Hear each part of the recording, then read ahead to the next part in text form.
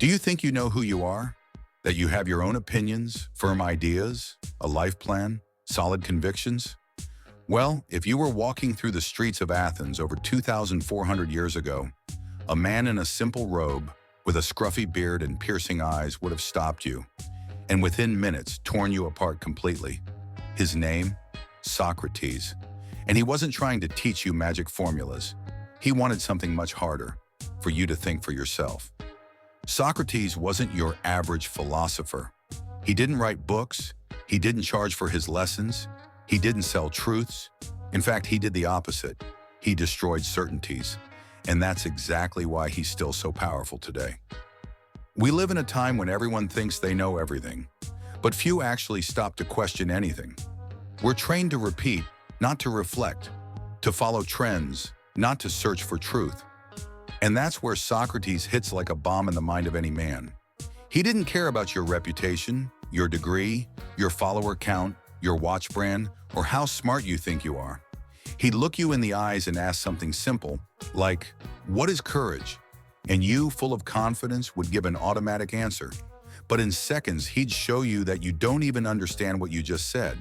He would dismantle your arguments one by one, without yelling, without attacking, just by asking questions. Because his weapon was reasoning, logic, truth.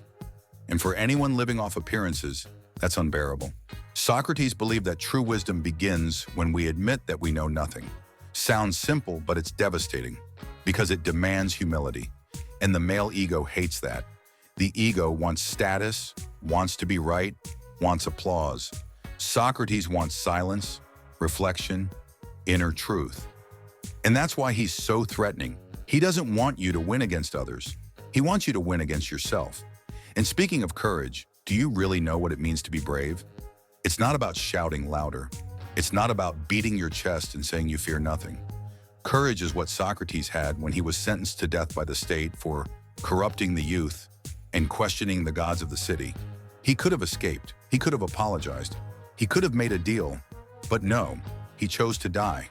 Why? Because abandoning his principles was, for him, worse than death. He chose to drink poison rather than live a lie. And you, are you living faithful to your values? Or have you been selling your truth piece by piece? To please others? To keep a job? To avoid rejection? Most men live like this, silent but in conflict. On the outside, strong. On the inside, empty. Socrates would challenge you to face that emptiness. He wouldn't give you answers. He'd confront you with the right questions. In a world where everyone wants to look right, he said, "I know that I know nothing." In a time when everyone wants to seem strong, he sought only to be honest with himself. And do you know the price for that? Death.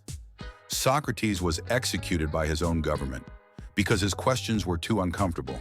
He was a threat, not because he used force, but because he used truth. And truth, when you're surrounded by lies, becomes revolutionary. Socrates lived to awaken minds. And today, maybe more than ever, that's exactly what we need. We live in an era of distractions, superficiality, mental addictions. We're bombarded with opinions, news, doctrines, influencers. But how many people actually think for themselves?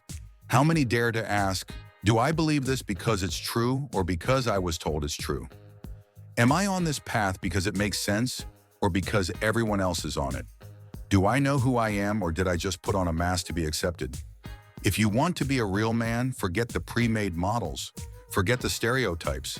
Forget the noise of those trying to tell you how to live. And listen to the silent voice that Socrates taught us to hear. A voice that comes from within, that doesn't need applause, that doesn't need likes, that doesn't need validation. To be a man, a real man, is to have the courage to face yourself, to know you're still under construction, that your mind must be challenged, that your ideas must be tested, and that the journey to truth is lonely, hard, but liberating. Socrates died centuries ago, but his message is still alive, and it's crystal clear. An unexamined life is not worth living. Now the choice is yours. Will you keep living on autopilot, or will you start asking the questions that actually matter?